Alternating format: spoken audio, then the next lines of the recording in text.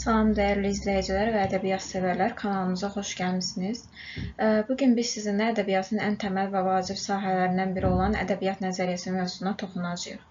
Xüsusilə nəzm və nəsr fərqi, şeirin ahəngdarlıq göstəriciləri, qafiyə növləri, şeir vahidləri və vəzinləri dərslikdəki birə-bir nümunələrlə ən sadə dildə öyrənəcəyik. Əgər hazırsınızsa başlayaq. Gəlin öncə nəzm və nəsrin nə olduğuna diqqət yetirək. Nəsr nədir? Nəsr bizim gündəlik həyatda istifadə elədiyimiz adi danışıq formasıdır. Fikir cümlələrlə, abzaslarla ifadə olunur. Nəzm isə nəsrə nəzərən daha qədimdir. Burada fikir müəyyən bir nizamla, yəni əsas şərti nədir? Nizamla düzülməsi və fikrin misra, beyt və bəndlə çatdırılmasıdır. Nəzmdə mütləq ritm, vəzin, qafiyə kimi ahəngdarlıq əlamətləri olur və bu da nəzmi nəsrdən fərqləndirir. Ahəng nədir? Ahəng şeirdə eyni ölçülü səslərin bir-birini əvəz etməsi və növbə ilə təkrarına deyilir. Ölçü isə misraların eyni ölçüdə olması nəzərdə tutulur. Qafiyə isə misranın sonunda, daxilində səscə uyğun, həm ahəng sözlərdir. Rədif isə qafiyədən sonra gələn təkrar sözlərə deyilir. Misra daxili bölgü. Misra daxilindəki ritmik fasilələr misra daxili bölgü adlanır. Və burada mühüm bir məqamımız var. Epik növündə, dramatik növündə nəzmlə yazılan formalar var. Məsələn, epik növdə mənzum hekayə, mənzum roman, təmsil nəzmlə yazılır. Dramatik növdə isə mənzum dram və mənzum faciə buna misaldır. Şeiri şeir edən, onun yadda qalmasını təmin edən əsas amil qafiyədir. Qafiyə misraların sonunda və ya daxilində səs-səsə verən, ahəng yaradan sözlərdir. Sözlərdəki səsləşmədən asılı olaraq qafiyənin 4 ana növü var. Birinci gəlir zəngin qafiyə, yəni tam qafiyə. Burada ən azı 2 heca bir-biri ilə tam səsləşdiyinə görə zəngin qafiyə adlanır. Aşıq Ələsgərin bu misralarına baxaq. Köçər ellər, düşər səndən aralı. Firqətindən gül nargizim saralı. Ələsgər məcnun tək yardan yaralı, gəzər səndə dərdi məlalı dağlar. Diqqət etsəniz, aralı, saralı, yaralı sözlərində səs oxşarlığı tamdır və buna görə də zəngindir. Digəri yoxsul qafiyədir, yəni yarımçıq qafiyə, natamam qafiyə. Burada yalnız bir heca və ya səs oxşarlığı olur. Məsələn, Seyid Əzim Nəbatidən bizim nümunəmiz var. Qaşı fitnə, gözü cadu, üzü lalə, xalı hindu, mina gərdən, saçı qarğı, gül bayağın tər yaradı. Deməli dostlar, cadu hindu sözlərində yalnız son heca səsləşir. Buna görə bu zəngin qafiyə hesab oluna bilməz. Yoxsul qafiyədir. İndi keçək daxili qafiyəyə. Daxili qafiyə dedikdə, bildiyiniz kimi qafiyə yalnız misranın sonunda olmur. Hətta misranın ortasında da işlənir. Məsəl üçün deyirik ki, qamı xəstəyə canım, davayı dərd edər ehsan. Nə üçün qılmaz mənə dərman? Məni bimar sanmazmı? Deməli dostlar, burada canan, ehsan, dərman sözləri misraların daxilində qafiyələnib. Ona görə biz buna daxili qafiyə deyirik. Var qulaq qafiyəsi. Bəzən sözlərin yazılışı fərqli olur, amma tələffüz edəndə eyni səslənir, yəni qulağa eyni gəlir. Ona görə biz ona qulaq qafiyəsi deyirik. Məsələn, bu səs mənim sarvanımın səsidir, bax. O nəfəsi səndən aldı. Ana torpaq, ana torpaq. Baxın, görürsünüz. Bax və torpaq fərqlidir, yazılışı fərqlidir. Amma tələffüzdə necə deyirik? Bax, torpaq. Ona görə buna qulaq qafiyəsi deyilir. Gəldik Cınas qafiyə. Cınas qafiyə, Cınasla rədifi bəzən qarışdırırlar. Cınas qafiyə dedikdə yazılışı eyni, mənası fərqli olan, yəni omonim sözlərdən təşkil olunmasına deyilir. Məsəl üçün deyirəm ki, deməli, məskən saldım Astanada darında. Dost bağını becərində, darında. Baxın, görürsünüz, darında. Da aralı yazılıb. Sonra, gövhər olar dəryalarda darında. Deməli, burada fərq nədən ibarətdir? Baxın, bu darında sözü görürsünüz, eyni yazılıb, amma mənası fərqlidir. Ona görə buna cınas qafiyə deyilir. Nə demək istəyir? Məskən saldım Astanada darında. Yəni, mən özümə bir yer, məskən seçdim. Bir qapının astananında, yanında qərar tutdum. Bu həm də yaxın olmaq, sığınmaq mənasında gəlir. Buradakı dar sözü, darında sözü. Dost bağını becərində, darında deyir ki, dostluğu qoruyun, dostluq bağını möhkəmləndirin.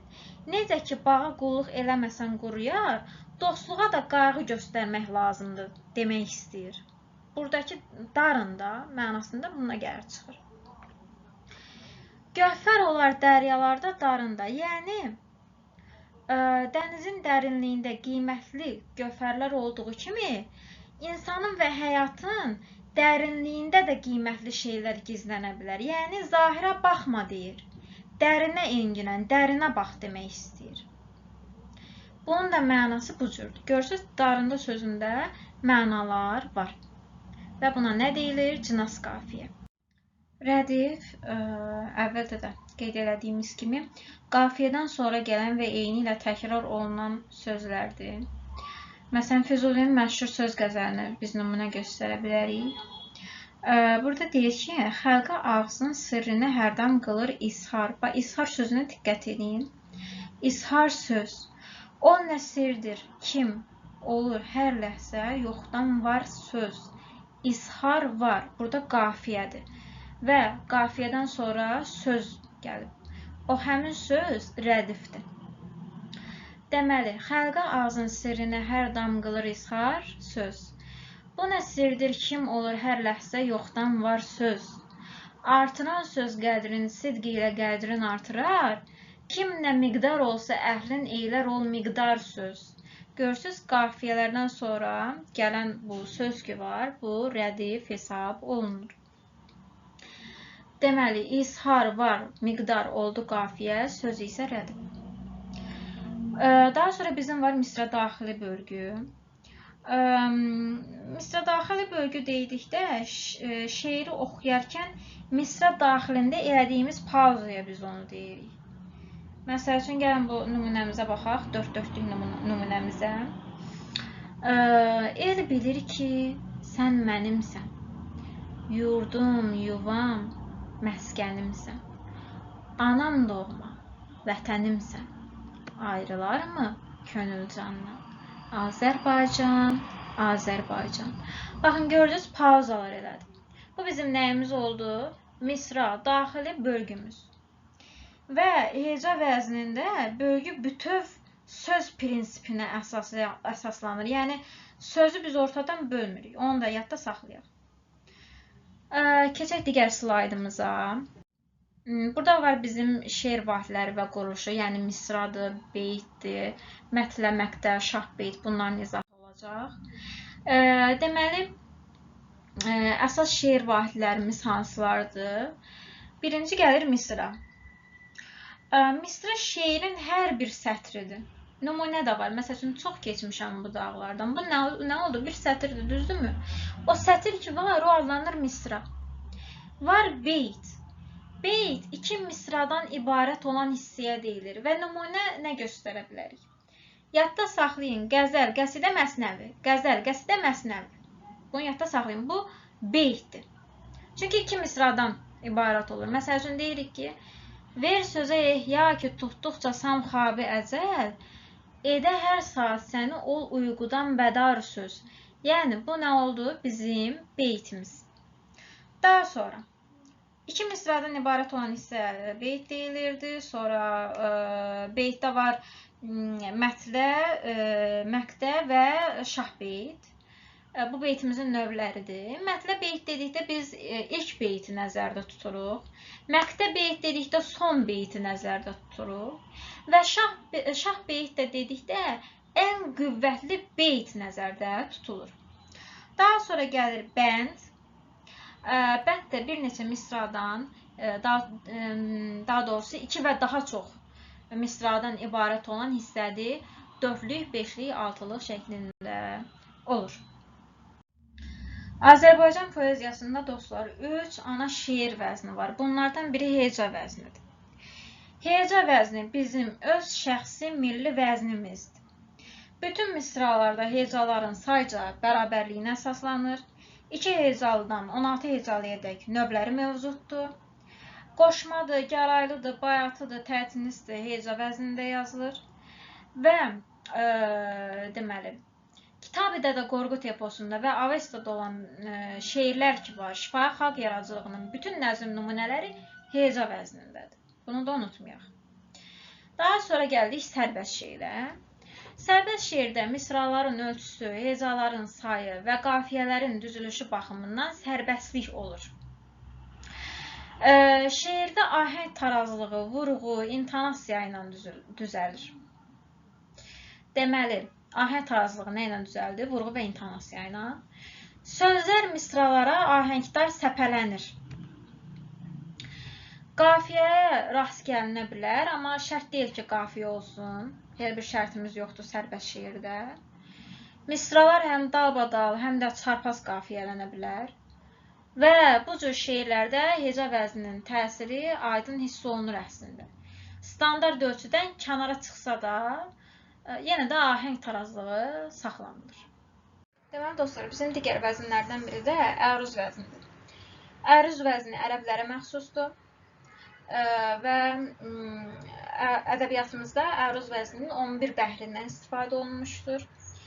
Azərbaycan ədəbiyyatına klassik poeziya ilə daxil olur. Burada uzun və qısa sahələrin növbələşməsi əsas götürülür. Qəzəl, qəsidə, rübai bu vəzində hesab olunur, yəni bu vəzində yazılır. Və əruzun əsas bəhirlərinə gəldikdə isə həzəc bəhrindən birinci danışaq. Həzəc bəhri xoşa gələn avaz, gözəl səs, cəhcəh, axıcılıq və rəvanlıq burada səciyyəvidir. Və Məhəmməd Füzulinin xüsusən Məni canından usandırdı əsərini siz oxusanız, orada həqiqətən bir axıcılıq görəcəksiniz.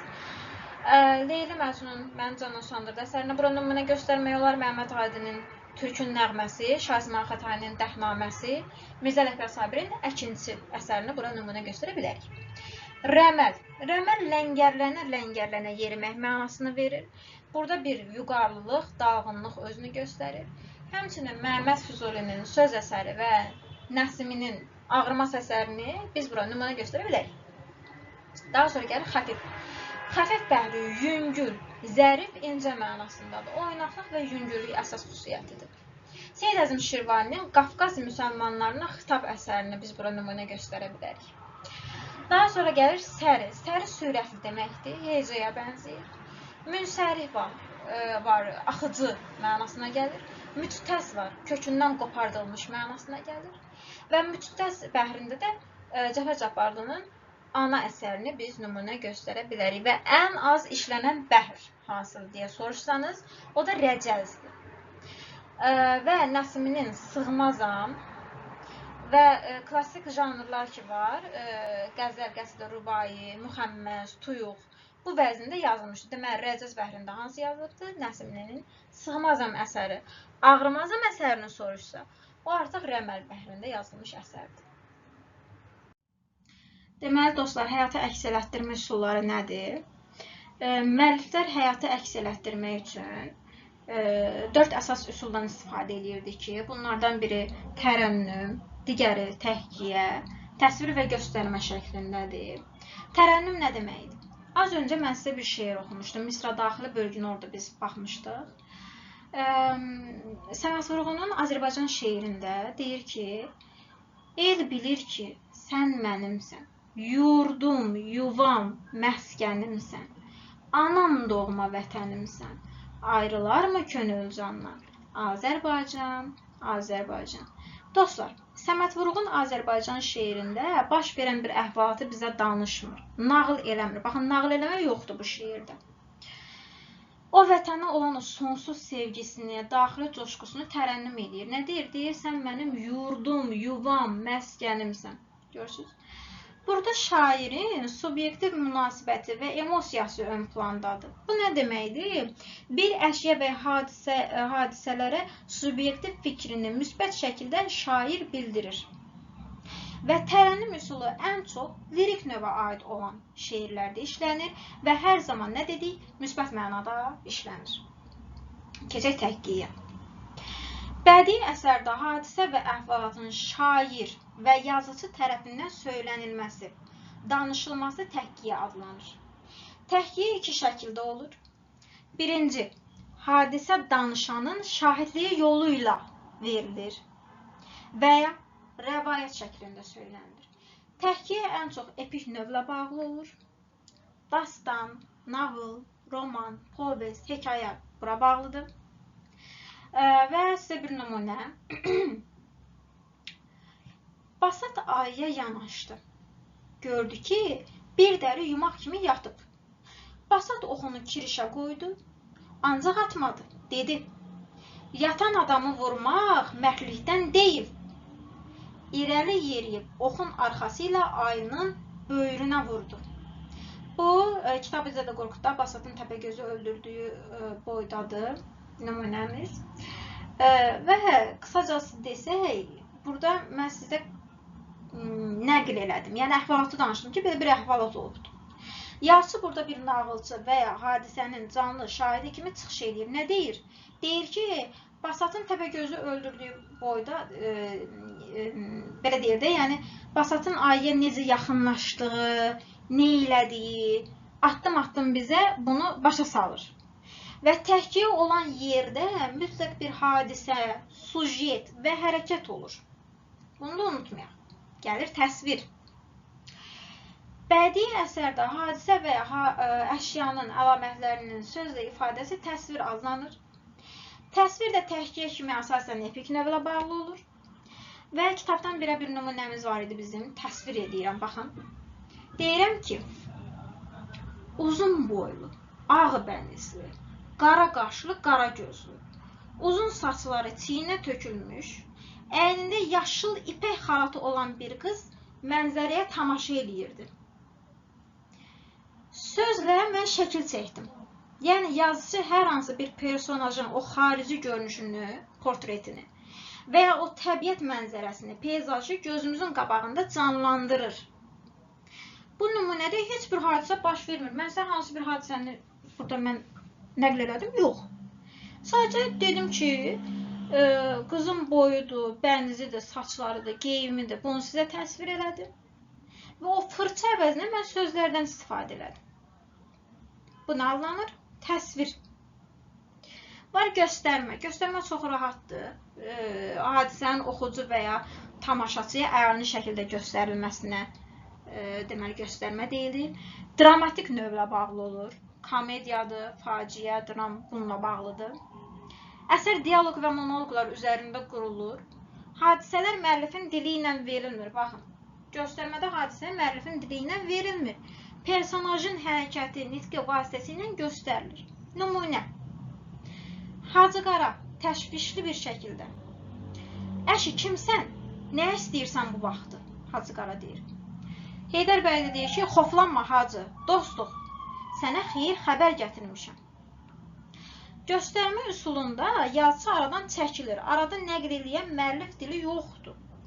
Hadisələri biz doğrudan doğruya personajın öz nitqindən, dialoqundan və səhnədəki o hərəkətindən görürük. Teatrda izlədiyimiz bütün səhnələr məhz göstərmə üsuluna əsaslanır. Əziz dostlar, ədəbiyyat nəzəriyyəsinin bu hissəsini ətraflı şəkildə nəzərdən keçirdik. Video sizə faydalı olursa bəyənməyi, kanala abunə olmağı və fikirlərinizi rəydə yazmağı unutmayın. Rəyləriniz çox önəmlidir. Gələn dərslərimizdə görüşənədik. Bu qədər.